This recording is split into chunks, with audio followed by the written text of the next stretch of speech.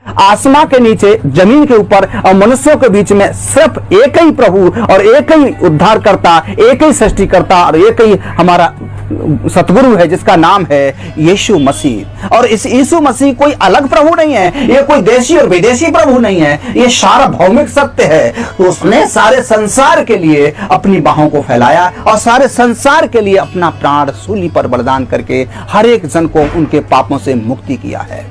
मैं भी इसी हालात में, इसी कैटेगरी में था, एक आम आदमी। गांजा, शराब, जुआ, व्यभिचार, मेरी आंखों में गंदी सोच, सब कुछ था और मैं एक नाश हो रहा था। मेरे शरीर में एक पसली उठती थी और उसका कोई इलाज नहीं था संसार में कहीं। और मैं सुबह 4 बजे उठकर स्नान करके शंख फूंक देता था और सारे नियम और व्रत बड़े कायदे से करता था, लेकिन फिर भी मेरे लिए कहीं पर भी कोई राहत की नाम की चीज नहीं थी। अंततः क्या हुआ कि मैं एक दिन बहुत ही ज्यादा खून का दस्त शुरू हो गया और मैंने सोचा कि ऐसी दुनिया से क्या फायदा जीने से।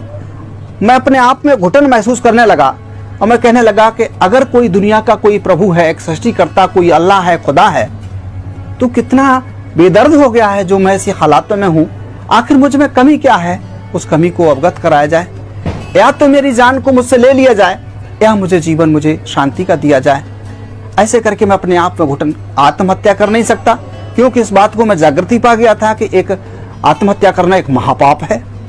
ऐसी हालातों में बड़ी मुश्किलों से मैं जब उठ के गया तो क्या देखा कि एक छोटा सा पर्चा मुझे मिला और वो पर्चा किसी व्यक्ति ने फेंक दिया था। उसमें एक नाम मिला था, यीशु नाम, और उसने कहा, उसमें लिखा था, हे सब परिश्रम करने वालों और बोझ से दबे लोगों, मेरे पास आओ, मैं तुम्हें विश्राम दूंगा। मैंने अपनी समझ से कोई धर्म, कोई पंथ या कोई जप तप या कोई धार्मिक कर्मकांड, उपवास, व्रत नहीं छोड़ा, लेकिन फिर भी मेरे जीवन में अशांति और निराशा बहुत अच्छी तरीके से राज कर रही थी। मैंने उस किताब को, पर्चे को पढ़ा, हे सब परिश्रम करने वालों, बोझ से दबे लोगों, मेरे पास आओ, मैं तुम्हें विश्राम दूंगा। मार्ग और सच्चाई और जीवन मैं ही हूं। जो मुझ पर विश्वास करता है, जो काम मैंने किए हैं वो काम वो भी करेगा। मैंने बहुत सी इन बातों को पढ़ा, मैंने सोचा कि ये क्या बात है, और उसमें लिखा कि मार्ग और सच्चाई और जीवन मैं ही हूं। मैंने उस बात को पढ़ करके मैंने कहा कि चलो देखते हैं, सबको देखा है, चलो तुझे भी देखते हैं आखिर क्या है।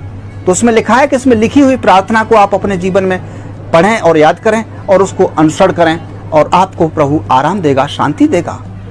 मैंने उसको वहीं से आराम पढ़ा और वहीं से मेरे लिए शांति का मुझे अनुभव हुआ। लिखे हुए पते पर मैंने और कुछ मंगाया, फिर वो कहीं पर कहाँ होता था इसका सत्संग, मैंने उसके बारे में जानने के लिए काफी कुछ प्रयास किया, कहीं मिला, बहरहाल मुझे शांति नहीं मिली। अंत में मैं बढ़ता चला गया तो प्रभु की आत्मा ने मुझे खुद ही प्रोग्रेस किया और बताया कि इस तरह से आपको आगे बढ़ना है। तो फिर मैंने इस तरह से प्रभु को 3 दिन का फास्टिंग उपवास व्रत रखा और रखने के बाद प्रभु ने मुझे अपने सामर्थ्य से, अपनी आत्मा से वो अलौकिक शक्ति और सामर्थ्य से भर दिया जो कि मैं कभी भी स्वप्न में भी नहीं सोचा था।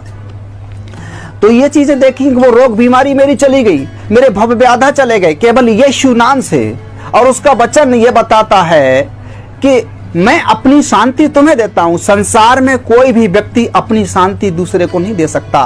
कोई भी महापुरुष, कोई भी ऋषि मुनि, कोई भी धर्म पंथ का कोई भी सृजन करने वाला अपनी शांति दूसरे को नहीं दे सकता। केवल उस परमात्मा ईसा मसीह ने इस शब्द को बोला, मैं अपनी शांति तुम्हें देता हूं, और उसने मुझे अपनी शांति दी। मैं अपनी उसकी शांति से आज परिपूर्ण हूं।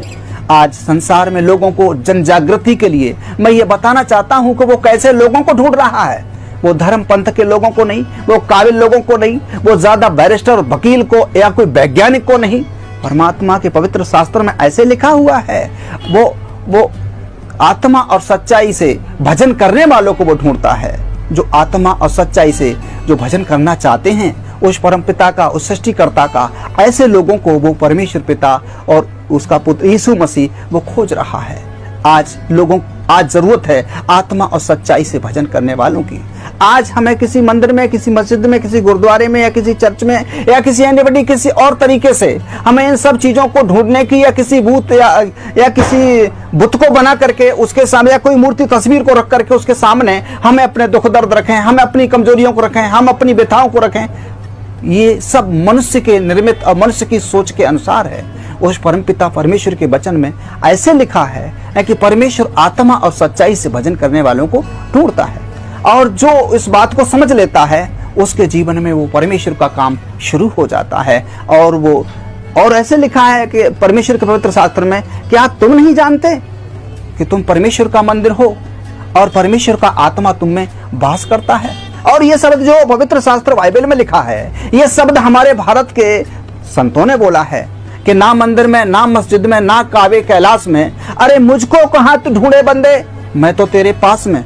वो हमेशा हम में है, मुझ में है, लेकिन कभी भी हम लोग उसको ढूंढने का प्रयास नहीं करते, और करते भी हैं तो एक दूसरे के गुरु या महंत के द्वारा, एक नए नए योगा के माध्यम से, नए नई क्रियाओं के माध्यम से उसको हम अपनी ताकत से, अपनी बुद्धि से खोजने का प्रयास करते हैं। ये बिल्कुल नामुमकिन है, बिल्कुल असंवैधानिक है, ये ईश्वरीय विधान के अनुसार नहीं है। परमात्मा तो जगत के मूर्खों को बुला रहा है, जो न किसी काम के लायक है, दुनिया में लोगों ने उसको अलग कर दिया है, सारे संसार के लिए बुला रहा है। और वो कह रहा है, हे सब परिश्रम करने वाले बहुत से दबे लोगों, मेरे पास आओ, मैं तुम्हें विश्राम दूंगा। आज लोग नाश हो रहे हैं, आज लोग फांसी खा के मर रहे हैं, आज भूत व्याधा से जकड़े हुए लोग हैं, आज कैंसर से मर रहे हैं, हजारों बीमारियों से जकड़े हुए हैं, लेकिन परमेश्वर पिता की बाहें संसार के लिए हुई हैं। वो बुला रहा है, वो कह रहा है कि मैं इसलिए आया हूं ताकि लोग नाश ना हो और जीवन पाएं, और बहुतायत से जीवन पाएं। लोगों, मैंने ये जीवन पाया है। मैं एक छोटा सा सत्संग